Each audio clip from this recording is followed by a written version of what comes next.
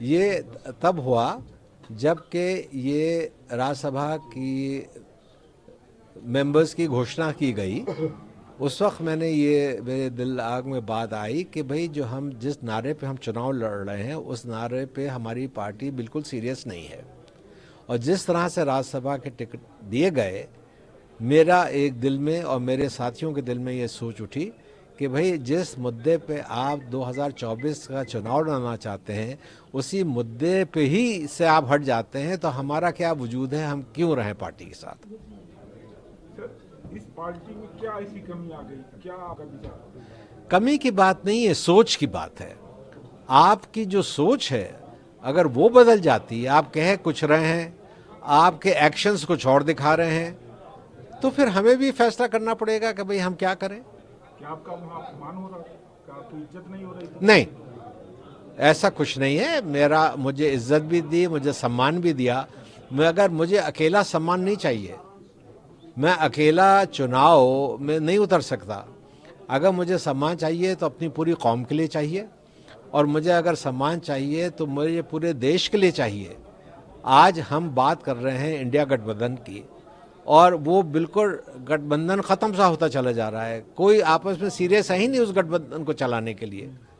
तो ये राजनीति आज इस मोड़ पे पहुंच गई है कि हम जैसे लोग, हमने हमेशा राजनीति ईमानदारी और सच्चाई के साथ की, अब घुटन सी महसूस हो रही है। क्या पहले जैसी सपा नहीं रही? देखिए, मैं सपा पे कोई टिप्पणी नहीं करना चाहता। सपा पे बहुत बड़ा भरोसा पिछले उत्तर प्रदेश के चुनाव में मुसलमानों ने किया। मेरे ख्याल में जितना वोट मुसलमानों को सपा को मिला है वो ज़िंदगी में कभी नहीं मिला था। बहुत बड़ी संख्या उनको मिली थी। मगर मुसलमानों की जायज़ बातों पे आवाज़ ना उठाना ये एक तकलीफ़ की बात है। सर, लोग कह रहे हैं कि आपको राज्यसभा नहीं मिला, जिसके दरकिनार कर रहे हैं, या क्या है? ऐसा है, राज्यसभा मुझे पिछली दफ़ा भी नहीं मिला था, मगर जावेद अली खान साहब को दिया राज्यसभा। उस वक्त तो ना मैंने इस्तीफ़ा दिया, ना मैंने कोई नाराज़गी दिखाई। अगर मुझे यही होता कि राज्यसभा ना मिलने पे मुझे नाराज़गी है तो मैं उस वक्त भी दिखाता, मगर एक मुसलमान को उन्होंने दिया। और सही जो परंपरा हमेशा रही है समाजवादी पार्टी के, उसके मुताबिक चले, तो मुझे खुशी थी। इस दफ़ा मुसलमान का सवाल नहीं है, वो मेरा सवाल नहीं है, किसी मुसलमान को दे देते। सर, अगला कदम क्या होगा? अगला कदम, मैंने जैसे कहा कि मेरे साथ बहुत सारे मेरे साथी हैं, मैं उनके साथ बैठूंगा और बैठ के फिर फैसला करूंगा कि मुझे आगे क्या करना है।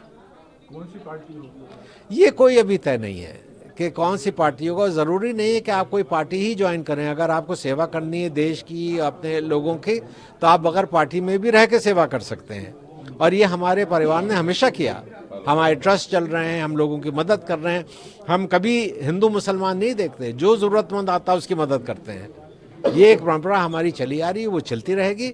अब राजनीति में हमें सोच के कदम उठाएंगे कि बार बार हम इधर से उधर से नहीं कूद सकते। जो भी कदम उठाएंगे ठोस उठाएंगे और सबके साथ की राय के साथ उठाएंगे। इंडिया गठबंधन के बारे में क्या कहेंगे? इंडिया गठबंधन तो मैंने आपसे कहा कि कुछ मेरी समझ में नहीं आ रहा है।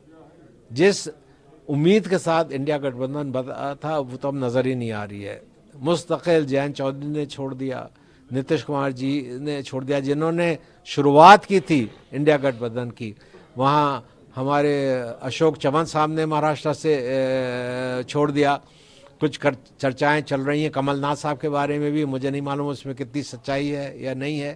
तो और आपस में जब इन लोगों से बात होती है तो ये आम आदमी पार्टी का बयान आता है कि हम 13 की 13 सीटें लड़ेंगे पंजाब में, हम 7 की 7 सीटें लड़ेंगे दिल्ली में। तो इंडिया गठबंधन का कहाँ कोई सीरियसनेस है।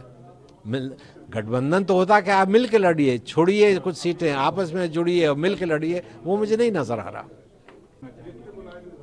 नहीं, देखिए, मुझे कोई ज़ाती दुश्मनी तो अखिलेश जी से नहीं है ना। मुझे उन्होंने, जब भी मैं उनसे मिला, उन्होंने मुझे सम्मान दिया। ये अलग बात है कि बहुत सारी बातें मेरी सुनी और बहुत सारी बातें नहीं सुनी, मगर आज तकलीफ मुझे ये है कि जिस बड़े मुद्दे पे हम चुनाव लड़ रहे थे अखिलेश जी उससे दूर हट गए।